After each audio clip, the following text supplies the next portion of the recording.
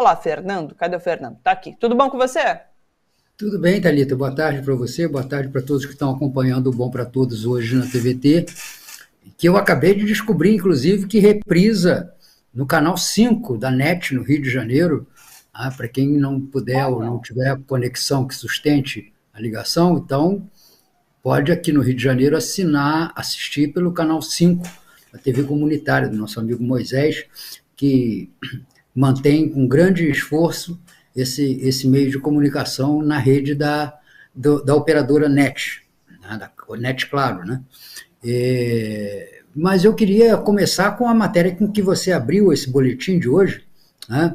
O Minha Casa Minha Maracatu, porque o Bolsonaro transferiu, através desse financiamento, praticamente o mesmo valor que o orçamento da República traz para todo o ano que vem, para todo o Brasil, para o programa Casa Verde e Amarela, que caiu de 665 bilhões da dotação orçamentária desse ano para 34%, um corte de 95%, nas verbas destinadas a obras que têm o subsídio para a família de baixa renda. Tem parte que vem do FGTS, que também não anda bem das pernas, porque o Bolsonaro praticamente todo ano adiantou, né, e liberou recursos do FGTS para os correntistas do fundo, e que com isso diminui.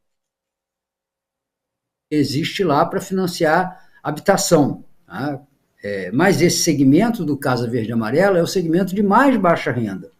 E se calcula que esse dinheiro não é necessário sequer para continuar as obras que estão em andamento. Então, quer dizer, nós vamos ter durante o ano que vem uma série de conjuntos habitacionais que estão em obras, muitos deles ainda deixados da gestão da Dilma, que não foram concluídos por Temer e não foram concluídos por Bolsonaro, vão deixar voltar a virar esqueletos, com um imenso custo para quando e se tiverem as obras reiniciadas. É mais um de uma sequência de cortes que nós estamos vendo aí, que se liga a uma das matérias que foi colocada logo a seguir no boletim, que inclui o corte do farmácia popular, 60% dos recursos, o corte da saúde indígena, 59% dos recursos, e o corte na merenda escolar, que foi reduzida, né, aos mesmos valores que tinha há exatos 5 anos atrás. Você imagina, você que faz compras para sua casa,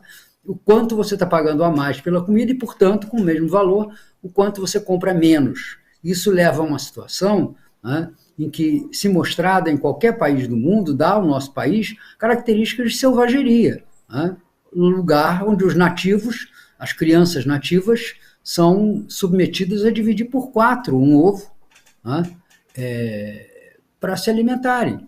Então, isso é um absurdo. E é mais ainda porque a capacidade de estados e municípios complementarem esse valor, como fazem, aliás, há muitos anos, para as crianças poderem continuar a comer alguma coisa que seja, nem que seja bolacha e suco, eles complementam. Só que os estados e prefeituras, por serem beneficiárias da repartição do ICMS, estão amargando, segundo o registro Jornal Valor hoje, uma queda de arrecadação enorme.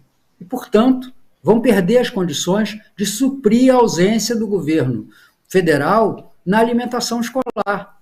Esse número de crianças que dependem da alimentação escolar, que, portanto, estão passando fome, né, chegou a 18,1% das famílias, segundo uma pesquisa que está publicada hoje no jornal Estado de São Paulo. Quer dizer, 18% das famílias, 1 em cada 5 praticamente, não tem condições de alimentar os seus filhos e não tem mais os seus filhos minimamente alimentados na escola. É uma coisa que a gente é tentado a pensar, a certa altura, que se trata de uma vingança do Bolsonaro contra os pobres, né? Talvez por ele ter dado o auxílio emergencial e isso não ter se refletido numa elevação das suas taxas de intenção de voto, eu acho que pode passar pela cabeça dessa gente dizer, como aquele camarada que negou a marmita, que negou a cesta básica para a senhora lá, dona Ilza, de São Paulo, né? Significa quase que está dizendo a toda essa gente que depende da merenda escolar, que depende da farmácia popular, que depende dos programas habitacionais para baixa renda, significa quase o mesmo que dizer a eles, vá pedir ao Lula, sabe? Vá pedir ao Lula. É de uma crueldade, né? E essa crueldade, para a gente chegar ao último ponto aí do seu boletim, essa crueldade acaba por se refletir na estagnação e agora até um ligeiro declínio do Bolsonaro nas pesquisas. O Datafolha de ontem não foi ruim para o Bolsonaro, foi muito ruim para o Bolsonaro. Porque, veja, ele gastou toda a sua artilharia, toda a sua munição pesada. Ele começou despachando, né, o obus pesado do auxílio emergencial para milhões de famílias e seus índices não se moveram. Ele conseguiu fazer um brilhareco com parte tola da classe média, com o rebaixamento dos preços dos combustíveis, que foi meio aquela história do bode na sala. Ele provocou reajustes acima do necessário no início do ano para criar uma situação de constrangimento, de pressão sobre essa classe média, para depois tirar o bode da sala, eliminando os impostos, quer dizer, fez uma bondade com um chapéu alheio, e com isso criou uma falsa sensação de alívio que também não foi suficiente para movê-lo nas pesquisas. Então, agora, com essa sucessão de grosserias, essa estupidez permanente, essa agressividade feroz, porque não vamos nos esquecer, esse episódio que aconteceu na TV Cultura, por exemplo, ele é a repetição do que o próprio Bolsonaro fez. O pessoal brinca dizendo que é o apito de cachorro, ninguém pode ouvir, mas o cachorro entende e obedece ao comando que lhe é dado pelo apito ultrassônico. Olha, eu discordo disso, porque todo mundo pode ouvir o apelo que Bolsonaro faz. Todo mundo pode ouvir. No mesmo dia, o Bolsonaro, em Natal, sugeriu exilar as pessoas que não concordam com ele, exilar as pessoas que votam em Lula. Thalita, eu queria fazer uma última observação sobre essa questão da pressão agressiva do Bolsonaro.